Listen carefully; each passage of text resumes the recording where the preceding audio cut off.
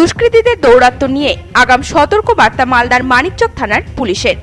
কোনো ব্যাংকের শাখা বা গ্রাহক সেবা কেন্দ্রের দুষ্কৃতী হানা রুখতে একটি জরুরি সভা করল মানিকচক থানার পুলিশ। বুধবার মানিকচক এলাকার বিভিন্ন প্রান্তের ব্যাংকের শাখা ও গ্রাহক সেবা কেন্দ্রের কর্মকর্তাদের নিয়ে থানা প্রাঙ্গণে এই সভার আয়োজন করা হয়। প্রসঙ্গত দিন কয়েক আগে মালদার মানিকচক ব্লকের ভূতনি এলাকায় রাতের অন্ধকারে একদল সশস্ত্র দুষ্কৃতী রাষ্ট্র ব্যাংকের শাখার সামনে হানা দেয়। তবে পুলিশের তৎপরতায় ঘটনায় দুষ্কৃতীরা কোন রকম ডাকাতি করতে সক্ষম হয়নি। আর এই ঘটনাকে কেন্দ্র করেই তৎপর মালদা জেলা পুলিশ। কোনো ব্যাংকের শাখা বা গ্রাহক সেবা কেন্দ্রে কোনো ধরনের দুষ্কৃতী দৌরাত্ম্যের মতো ঘটনা যাতে না ঘটে সেই দিকে লক্ষ্য রেখেই এদিনের এই সভার আয়োজন করা হয় পুলিশ প্রশাসনের তরফে। এদিন ব্যাংকের শাখা কর্তৃপক্ষ ও গ্রাহক সেবা কেন্দ্রের কর্তৃপক্ষকে বিভিন্ন নির্দেশিকা দেওয়া হয়।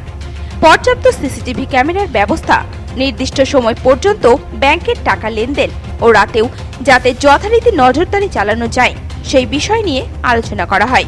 পাশাপাশি এই সকল নির্দেশিকাকে অনুসরণ করে ব্যাংক কর্তৃপক্ষকে চলার নির্দেশ দেওয়া হয়। এ বিষয়ে সিএসপির মালিক রিজু চৌধুরী বলেন, আমাদের আইসি স্যার যা বললেন যে আমাদের সিকিউরিটির সম্পূর্ণ দায়িত্ব নেবেন, প্লাস পেট্রোলিংয়ের ব্যবস্থা করবেন। আর ধরুন যে কোনো ধরনের সাহায্য আমাদেরকে আইসি সাহেব সম্পূর্ণভাবে করবেন। মূলত কাদেরকে নিয়ে এই সভাটা করা হলো? সমস্ত সিএসপি এবং ব্যাংকের স্টাফদেরকে নিয়ে মিটিংটা করা হয়। কোনো রকম বাড়তি সতর্কতার নির্দেশিকা দিল? হ্যাঁ দিয়েছে, ইনফরমেশান দিয়েছে। আদার্স উইদাউট সিএসপি পারপাস ছাড়া অন্য কোনো যে কোনো ম্যাটারে আমরা শেয়ার করতে পারি স্যারের সঙ্গে, সেগুলো আমাদেরকে খবর দিতে বলেছে। টাকা লেনদেনের ক্ষেত্রে কোনো সময়সীমা বা দিনের মধ্যে করা? উনি বললেন ব্যাংকিং আওয়ার ছাড়া আমাদের তো মর্নিং 8 AM থেকে রাত্রে 8 PM পর্যন্ত আমাদের সময় দিয়েছিলেন। ব্যাংক থেকে আমাদের সময় আছে, কিন্তু আইসি স্যার বললেন যে ব্যাংকিং টাইমটাই ব্যাংক করা উচিত। তাহলে কি এগুলো করার কারণ কি? শুধু কি কোনো রকম দুষ্কৃতী দৌরাত্ম্য না হয় সে কারণে?